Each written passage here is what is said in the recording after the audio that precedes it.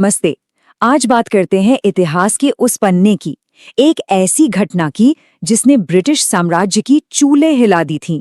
जी हाँ, आज हम बात करेंगे काकोरी ट्रेन एक्शन की। ये जो नंबर दिख रहा है ना, 10, बस 10 लोग। सोच कर देखिए, क्या सिर्फ 10 लोग एक पूरे साम्राज्य को सीधी चुनौती दे सकते हैं? सुनने में नामुमकिन लगता है ना? बस यहीं से शुरू होती है हमारी आज की कहानी। और देखिए, उन्होंने जो किया ना, वो कोई मामूली चोरी डकैती नहीं थी। नहीं, वो एक ऐलान था, एक खुली चेतावनी।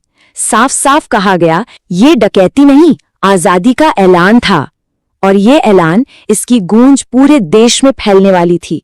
तो चलिए जरा और गहराई से समझते हैं इस ऐलान को। आखिर क्या थी ये पूरी योजना और इसे अंजाम कैसे दिया गया? आइए देखते हैं। चलिए सीधे चलते हैं उस दिन, उस पल में। तारीख थी 9 अगस्त 1925। जगह थी लखनऊ के पास एक छोटा सा स्टेशन काकोरी। और निशाना थी एक ट्रेन, कोई आम ट्रेन नहीं, बल्कि वो ट्रेन जिसमें ब्रिटिश सरकार का खजाना जा रहा था। तो सवाल उठता है कि इस हिम्मत वाले काम के पीछे चेहरे कौन थे? ये थे राम प्रसाद बिस्मिल, अशफाकुल्लाह खान और उनके कई और जांबाज साथी।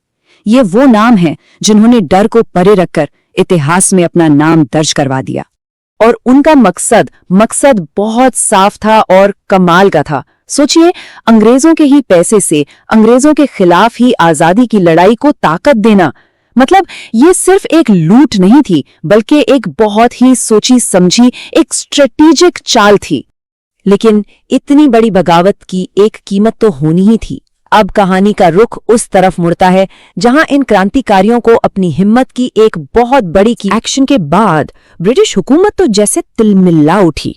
उन्हें यकीन ही नहीं हो रहा था कि चंद हिंदुस्तानी नौजवान इतनी बड़ी जुर्रत कर सकते हैं। मतलब पूरे साम्राज्य में जैसे हड़कंप मच गया।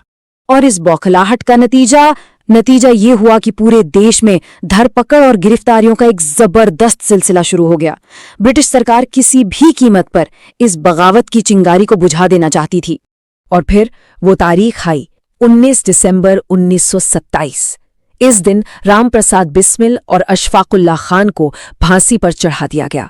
उन्होंने हंसते हंसते देश के लिए अपनी जान कुर्बान कर दी। लेकिन अंग्रेजों को लगा कि ये कहानियां खत्म हो गई, पर असल में तो ये शुरुआत थी। उनकी शहादत ने वो आग जलाई जो बुझने वाली नहीं थी। इसने हर हिंदुस्तानी के दिल में क्रांति की जो लौ थी ना, उसे और भड़का दिया।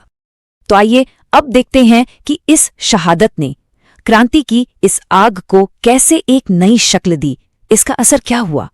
देखिए, उनकी कुर्बानी महज एक दुखद घटना बनकर नहीं रह गई। नहीं, वो एक प्रतीक बन गई, एक सिंबल, एक ऐसा सिंबल जिसने पूरे देश में चल रही आजादी की लड़ाई में एक नई जान फूंक दी, एक नया जोश भर दिया।